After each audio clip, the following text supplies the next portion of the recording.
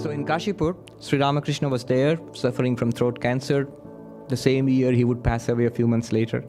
That day he was feeling well, 1st January. He comes downstairs and walks down with the company of devotees. Girish Ghosh is there. So Sri Ramakrishna sees him and he says, "Well, Girish, what have you seen in this? That you go around saying all such things, things like that. He's an incarnation of God."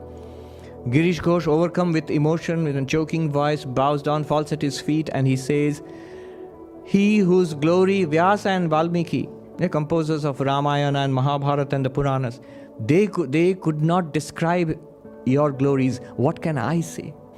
Sri Ramakrishna, hearing this, goes into ecstasy and he blesses Girish Ghosh. "May you be illumined, Chaitanya Hok. What else shall I say to you? May you be illumined." And at his touch and his blessing, the people who were around him, they started experiencing deep spiritual states. The form of God they had been worshipping, Ishtadevata, which years and years they have been meditating upon, they have a vision of God in the way they wanted to see God. Some go into deep meditation, into samadhi. Some stand there with tears pouring down their cheeks. Some dance, some start reciting hymns, some shower him with flowers, and he goes around touching everybody and saying, "Chaitanya Ho, be illumined." Some start shouting, "Come, come, whoever you are nearby." People who were interviewed later, "What did you see?" And they gave these extraordinary descriptions. Vaikuntanath Sanyal, many decades later, he says, "That day when Sri Ramakrishna touched me and said, 'May you be illumined,' I saw Sri Ramakrishna himself from the sky to the earth. Everywhere I saw the blissful smiling form of Sri Ramakrishna, and my heart as if it would burst with bliss." But this was just his experience. There were many others and they got different experiences, but all divine and very uplifting and completely life-changing. It was a pleasant and sunny afternoon. The red brick dust garden path went from the main house to the south and then turned right toward the gate. The master proceeded slowly southward to the gate. The devotees followed him at a little distance. When he reached the midpoint of the path between the house and the gate, the master saw Girish, Ram, Otur, and a few others under a tree on the west side of the path.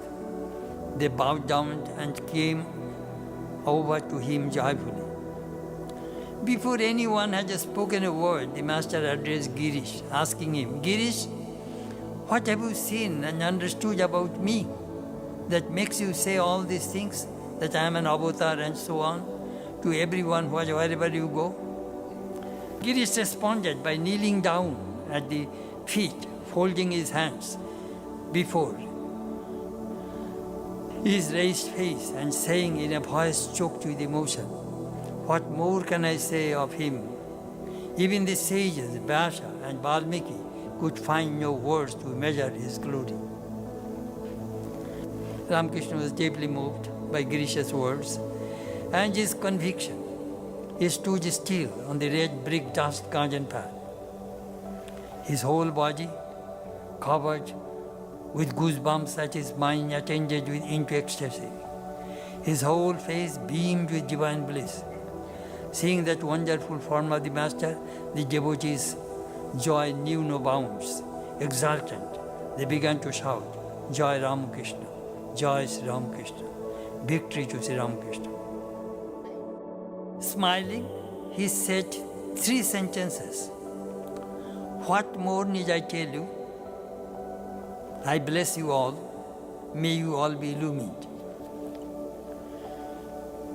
তোমাদের আর কি বলবো, আশীর্বাদ করি তোমাদের চৈতন্য হোক. These are the exact words Sri Ramakrishna used. After uttering these words, he became overwhelmed with love and compassion for his devotees, and he went into ecstasy. Seeing the Master in that unique, exalted state, some became speechless and could only watch him as if bewitched. Some called out loudly to everyone inside the house to come and be blessed by the Master's grace. Others picked flowers from the garden and began to worship him, uttering mantras and showering with flowers.